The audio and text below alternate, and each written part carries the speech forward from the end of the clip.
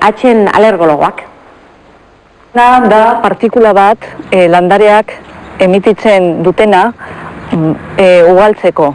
Landaretan dago eta beraz haizeak mugitzen duenean Arnasten dugu eta kontaktuan hartzen dugu, bai begietan, bai sudurrean edo bai bronkioetan. Hauek adibidez, honek badu? Bai, Hauek zer dira? hauek dira graminiak. Graminia mota asko daude, hau bat da, hau beste bat, hau beste bat, jausiko naiz. Eta hauek dira arruntenak. Hauek normalean bere polenak egoten da maiatzean eta kainean. Eta egun hauetan alergikoek edukiko dituzte sintomak. Bai. Hau beraz, eta honek, nik uste izaten duen askotan, hartzen duen, oso lore koloretsuak eta zirenen izaten zela polen gehiena, baina hauek ere, graminia hauek ere badute. Bai, normalean sintomak ematen dituztenak dira graminiak, koloretsuak ez direnak.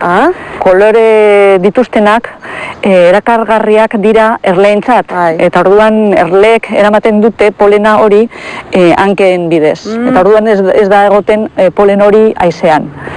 Hauek berriz ez dira erakargarriak. Eta orduan bertan geratzen da. Eta orduan emititu egin behar dituzte grano asko.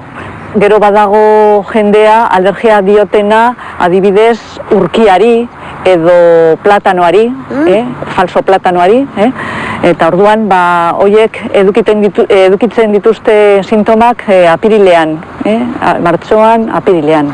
Ze aukera dago hau ekiditeko? Ezakit tratamentuak, txertatza badak, baina txertatzea kaso azkenengo pauso izango litzake. Badago aurretik tratamenduren bat edo? Azkena ez, baina da pazientaren arabera, ezta? Lehenengo ezagutu behar da zeri diozun alergia.